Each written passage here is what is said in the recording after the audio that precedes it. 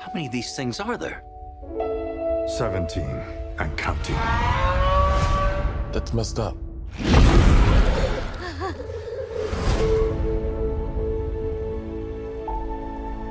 Didn't you see that already?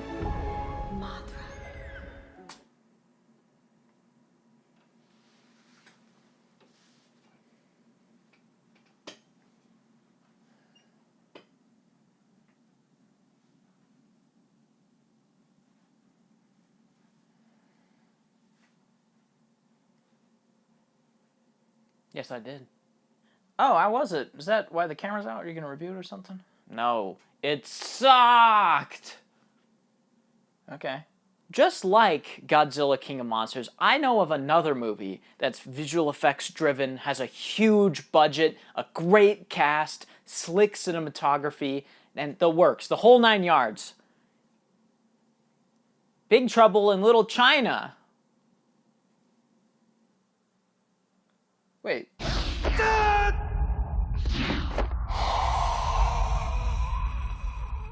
If you don't know what Big Trouble in Little China is, it's a pretty simple movie. It's directed by and music done by John Carpenter, who's done movies like Halloween and The Thing, but Big Trouble in Little China is almost nothing like the rest of his filmography. This is a very, very strange movie.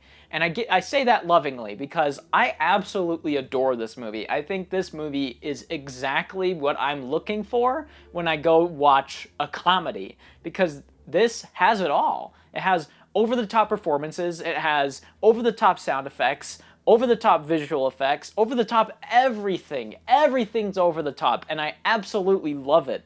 This movie I watched a few years ago for the first time, and I completely loved it then. I rewatched it recently, and I completely loved it now. It's not without fault, obviously, and I'll talk about that first because I have nothing but praise for this movie, aside from a couple nitpicky things, mainly to do with exposition. And now I realize that anime or Asian cinema has this trope where characters just say everything. They just say what they're feeling. They say what's happening. They say the plot. And think I would be happy and my curse will be lifted. You can go off and rule the universe from beyond the grave. Indeed! Or check into a psycho ward, whichever comes first, huh?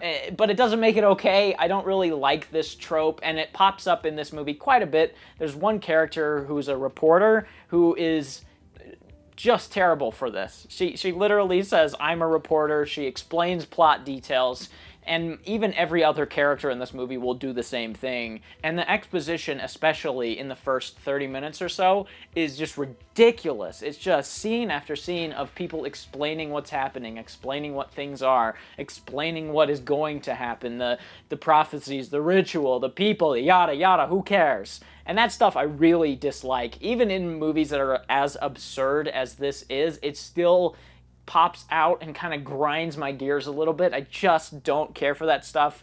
And those spots are the worst easily in the movie. They're dull, they're not fun, and it just kind of doesn't really work. I mean, they shove it out of the way as quickly as possible, but even still, it's like they are setting up a lot in these moments, so it's a lot of fast talking, just dumping on the audience. Hello, this one has fire as well.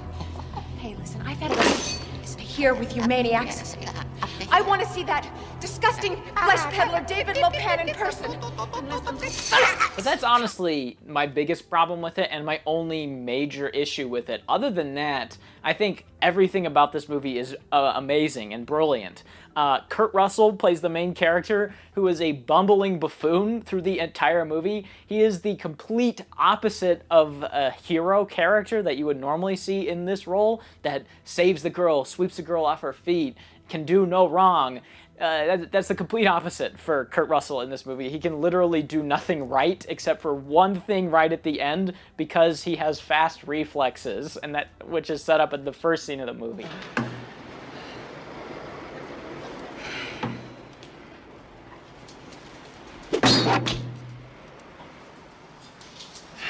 It's all in the reflexes. That's the only time he does anything slightly heroic. I mean, every fight scene that he's in, he's just bumbling through it. He shoots guns and is like freaking out while he's doing it. He tries to grab a knife to stab a guy and ends up accidentally throwing it. He shoots the ceiling and the rocks fall on his head. He stabs this guy and the guy falls on him and he's incapacitated for this entire action scene. He's just a bumbling idiot, and it is hilarious. Every time it happens, it is hilarious. And every single side character is like this amazing action star, but Kurt Russell gets all the credit because he had one little trick at the end where he throws a knife into Lopan's forehead. It's a good knife. Goodbye, Miss Burton.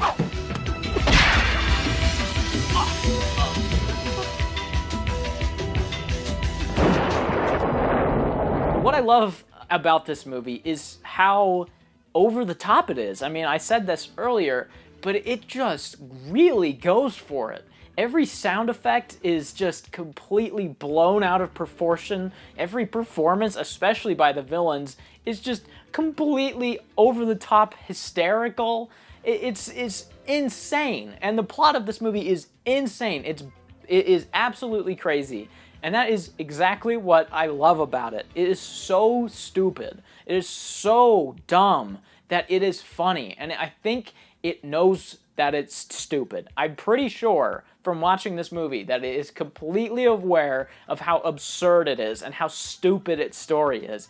And so it plays it up. It plays it up to an incredible degree. And John Carpenter's music is outstanding. It's like completely kinetic. Every scene has this like synth music that John Carpenter did, and it feels like it just never stops. The entire movie is just like this one long soundtrack, and it just is, it works so perfectly. There's also just tiny little absurd things that the movie just throws in there, like a Bigfoot character who shows up for 2 scenes and no one talks about it, or this floating head with a bunch of eyes on it that no one talks about. Everyone treats everything in this movie as if, yeah, I see it every day, when it...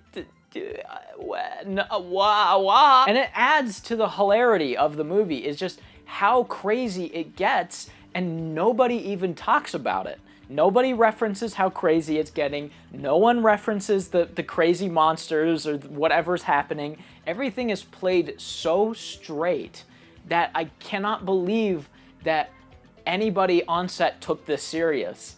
And that is what makes it so great. Everyone plays this so seriously, and yet it's so over the top.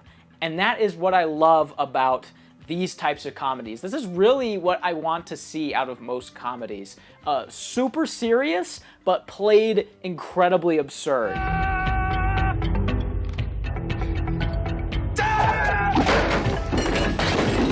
It's insane. It's absolutely insane. It's hilarious. It's completely over the top. It has a really low budget, which adds to the campiness of it, the charm of it.